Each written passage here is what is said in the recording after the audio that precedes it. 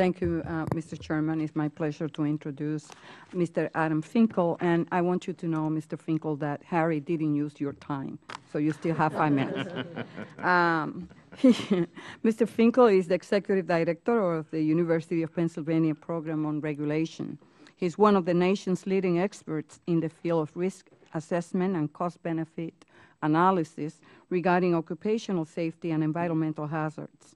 From 1995 to 2000, he was Director of Health and Standards Programs at the U.S. Occupational Safety and Health Administration and was responsible for promulgating and evaluating regulations to protect the nation's workers from chemical, radiological, and biological hazards. Welcome.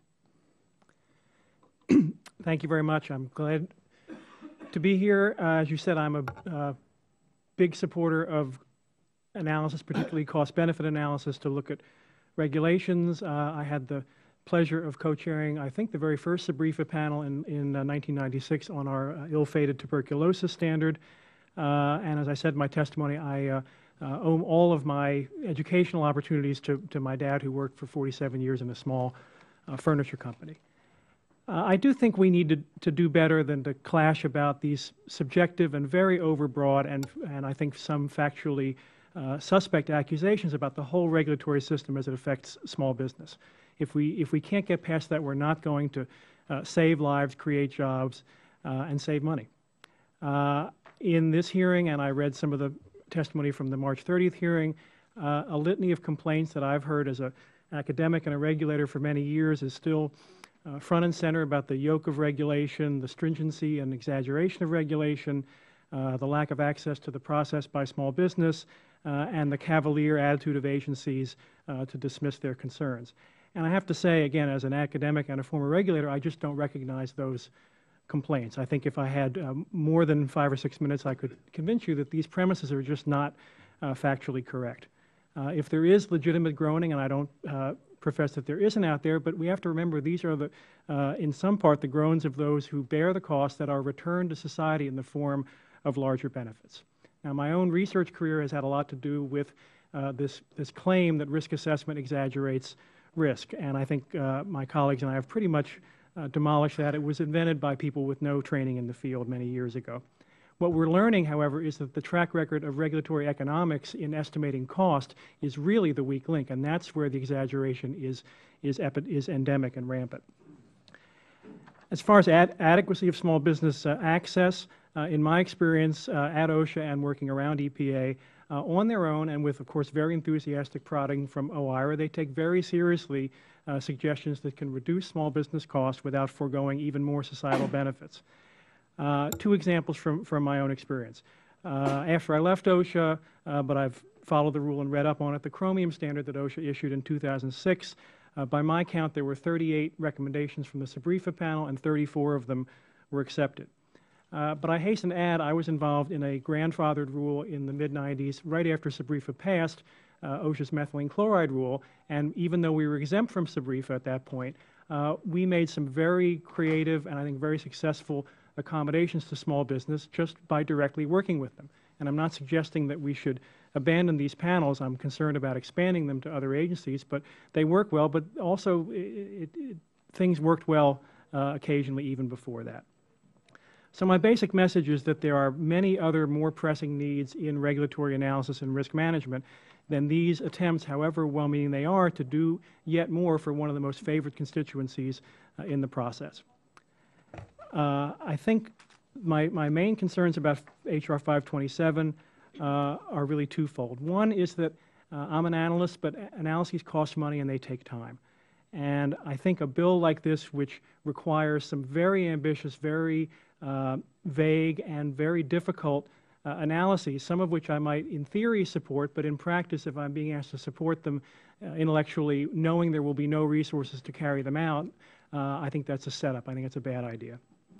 I also think that any good idea can be ruined by fixating on one little piece of it. So through these statutes and through executive orders, the agencies are now supposed to think hard in each rulemaking about roughly 30 different ways in which either overregulation or underregulation can disproportionately affect some part of society.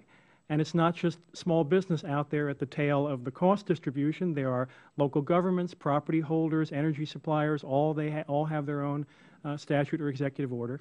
And then at the tail of the risk distribution, there are orders and statutes about children's health, environmental justice, and lots of other very important issues on the benefit side. The GAO report from 2000, I think, very convincingly looked at the empirical record and said that of all of these ancillary analyses, the agencies are doing much more on small business than on any of these others. Again, as an analyst, I'd like to see more done on the others, but as a realist with fiscal restraint, I think we should be very careful about increasing the best covered part of this at the expense of the others. I want to make 2 quick points about analysis and then close with one more point if I could have an extra minute or so.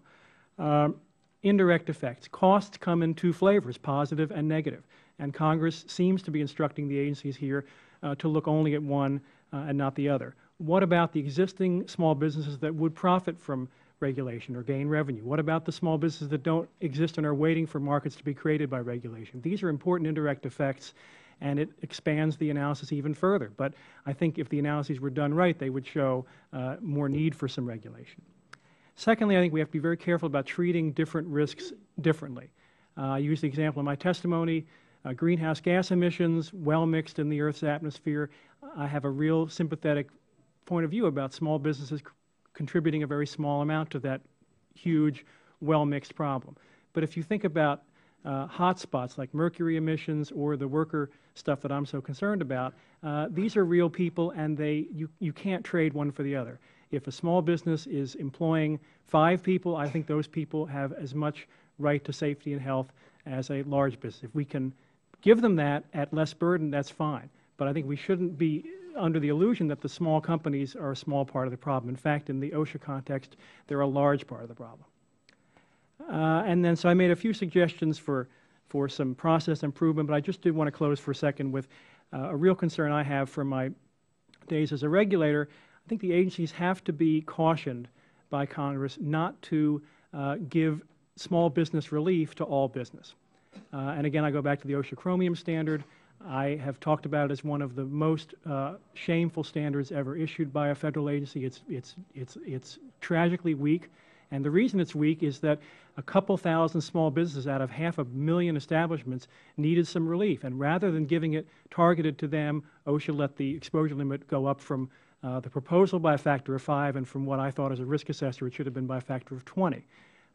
2 sizes sometimes fit all, and we ought to be creative enough to give small business relief where it's due. Thank you.